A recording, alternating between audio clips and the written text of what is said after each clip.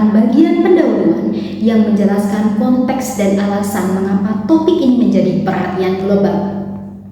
Kanker serviks merupakan masalah kesehatan masyarakat yang signifikan dan merupakan penyebab utama kematian akibat kanker pada wanita, terutama di negara-negara berpenghasilan rendah dan menengah. Screening kanker serviks bertujuan mendeteksi dini lesi prakanker untuk mengurangi angka kematian. Metode screening tradisional menggunakan sitologi serviks dengan pap smear telah lama diterapkan secara luas karena relatif murah dan mudah dilakukan.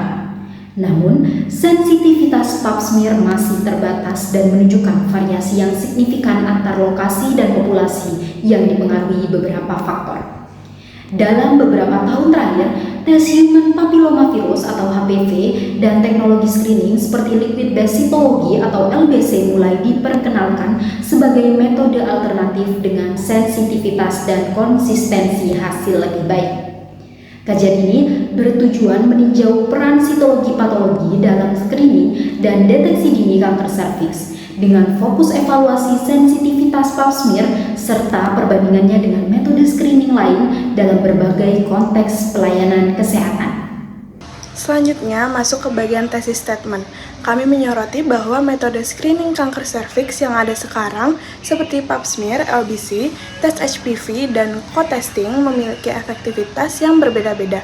Sampai sekarang juga belum ada metode yang benar-benar dianggap paling akurat, apalagi untuk daerah yang fasilitas kesehatannya masih terbatas. Masalah lainnya adalah masih adanya ketimpangan cakupan screening. Di banyak negara berpendapatan rendah sampai menengah, hasil screening biasanya sangat bervariasi karena perbedaan kualitas layanan. Hal ini menunjukkan bahwa akses dan kualitas pemeriksaan masih jadi tantangan yang besar. Di sisi lain, teknologi AI sebenarnya punya potensi untuk membantu meningkatkan akurasi dan membuat penilaian sel abnormal jadi lebih konsisten. Tapi penerapannya di lapangan masih belum luas. Karena itu, penelitian ini dilakukan untuk melihat bagaimana perbedaan metode screening dan penggunaan AI bisa membantu meningkatkan akurasi pemeriksaan, mengurangi variasi hasil, dan memperluas akses screening kanker serviks. Latar belakang penelitian. Secara umum, alasan penelitian-penelitian ini dilakukan karena kanker serviks masih menjadi masalah kesehatan masyarakat yang serius, menjadi penyebab utama kematian wanita di LMICs. Sering terlambat terdeteksi, bahkan sampai stadium lanjut. Meskipun sitologi pap smear efektif di negara maju, tetapi implementasinya di LMICs seringkali tidak optimal karena masalah sumber daya, tenaga ahli, dan juga kualitasnya.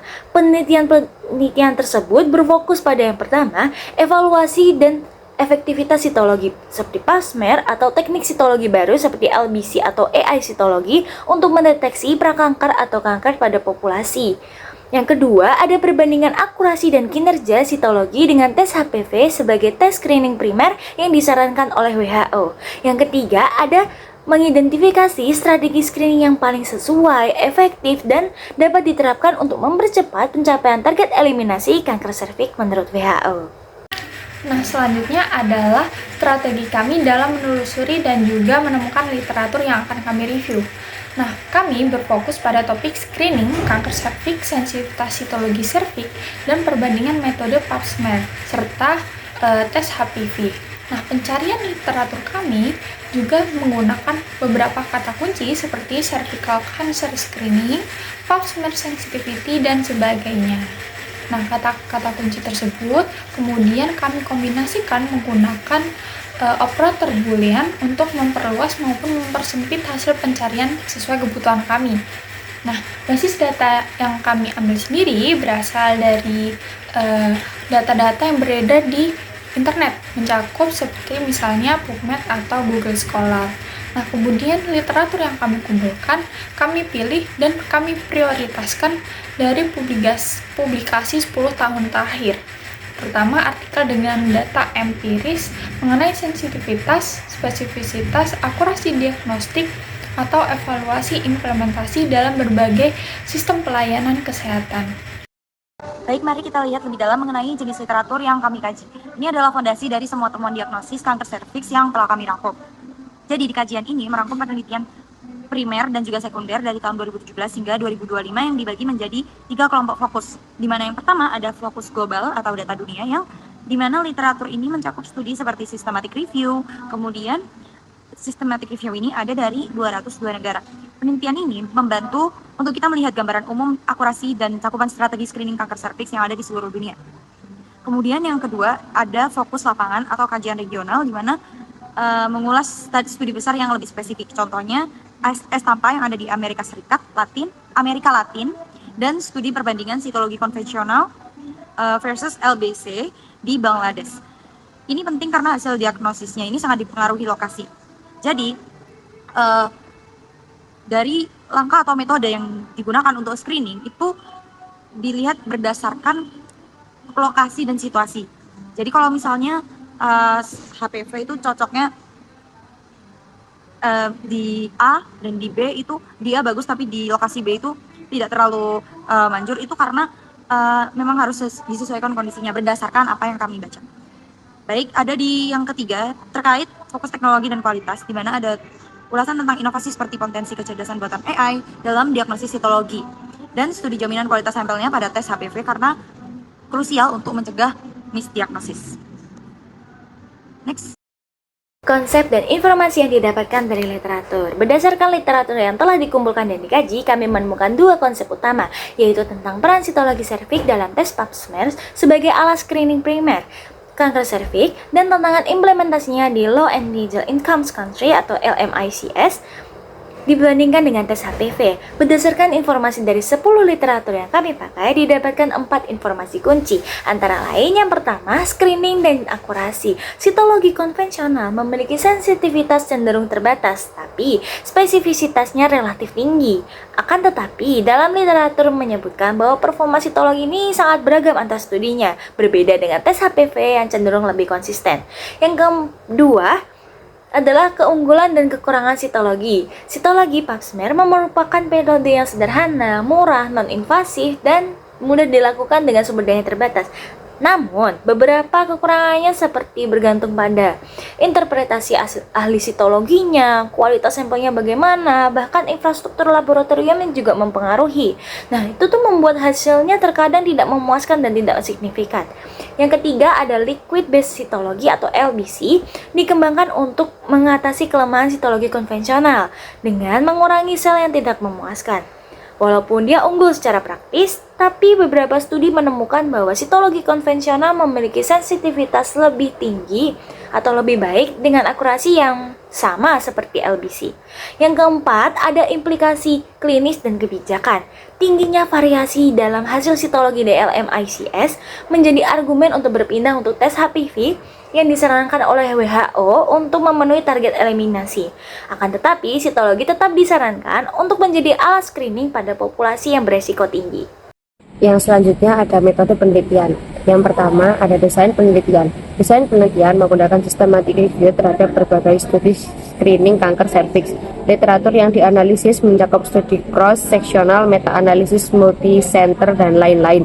Sumber pencarian berasal dari PubMed dan Google Scholar dengan kriteria inklusi artikel tahun 2017 hingga 2025. Beberapa kata kunci yaitu cervical cancer screening, sitologi, dan pap smear. Lalu yang kedua ada populasi dan sampel. Populasi berasal dari studi yang melibatkan wanita dewasa yang menjalani screening kanker serviks dengan rentang usia 30 hingga 64 tahun. Studi mencakup data dari berbagai negara termasuk Amerika Latin serta negara dengan pendapatan rendah. Lalu yang ketiga ada variabel penelitian. Yang pertama ada variabel utama. Variabel utama ada 3, yaitu hasil sitologi serviks, hasil HPV DNA, diagnosis histopatologi. Lalu yang kedua ada variabel tambahan. Ada insidensi dan mortalitas kanker serviks, stadium diagnosis, jenis tes screening dan interval screening, cakupan screening, faktor konteks, persepsi masyarakat, dan hambatan screening. Lalu yang keempat ada analisis data. Analisis dilakukan secara deskriptif untuk menilai akurasi diagnostik setiap metode. Parameter yang ditinjau ada sensitivitas, spesifisitas, PPV, NPV, internal kepercayaan 95%. Beberapa studi memakai uji chi-square untuk data kategorik dan membandingkan hasil dengan histopatologi. Hasil berbagai studi disintesis secara naratif untuk mengidentifikasi pola, konsistensi, dan variasi performa screening psikologi dan HPV. Baik, sampai pada penyajian data di mana bagaimana para peneliti di literatur tersebut memvalidasi temuan diagnosisnya mereka. Pertama, ada uji akurasi, yang kedua ada visualisasi data. Nah, uji akurasi sendiri ini di mana semua penelitian diagnosis ini menggunakan histopatologi sebagai standar baku emas atau gold standarnya. Artinya hasil tes screening sitologi atau HPV ini selalu dibandingkan dengan hasil biopsi untuk menghitung akurasi diagnosis, sensitivitas, dan spesifisitas. Yang kedua ada visualisasi data. Agar hasilnya mudah dibaca, literatur ini menggunakan visualisasi yang datanya ini canggih. Jadi ada peta dunia yang menunjukkan temuan bahwa 67% wanita usia 20-70 di dunia belum pernah di screening.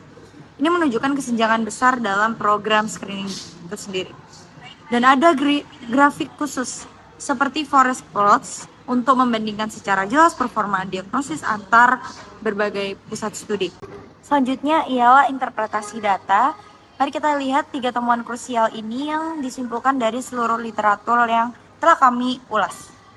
Poin pertama ada pola trade-off akurasi diagnosis. Literatur konsisten melaporkan bahwa tes HPV ini unggul di sensitivitas antara 98,1%. Ideal untuk deteksi resiko dini. Sedangkan untuk sitologi unggul di spesifitas 96,5%, ideal untuk memastikan diagnosis yang sehat. Jadi ada plus minus di kedua metode diagnosis tersebut. Di poin kedua, inkonsistensi hasil diagnosis sensitivitas sitologi sangat bervariasi antar wilayah. Studi Estampa Amerika Latin melaporkan sensitivitas sitologi hanya 48,5%.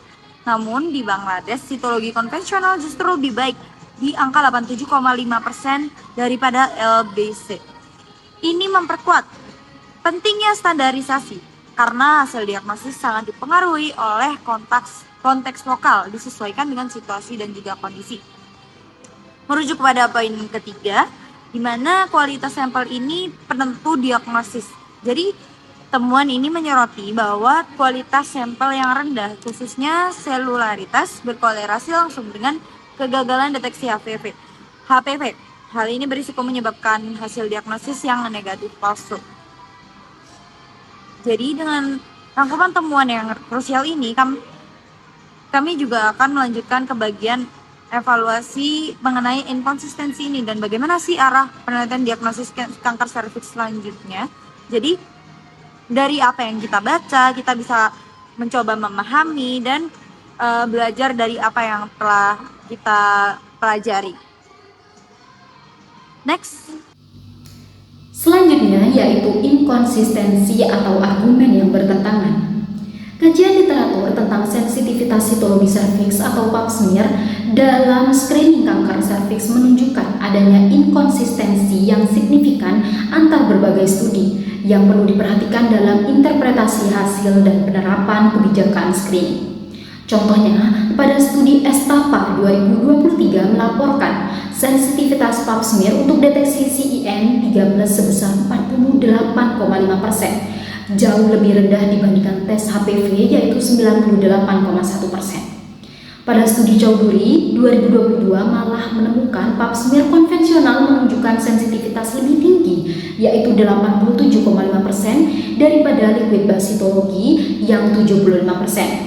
Ini bertentangan dengan banyak studi lain yang menganggap LBC lebih unggul. Pada studi Kelly 2021, pada populasi wanita dengan HIV menemukan sensitivitas pap smear yaitu 70-80%, lebih baik dari Estapa namun masih lebih rendah dari HPV.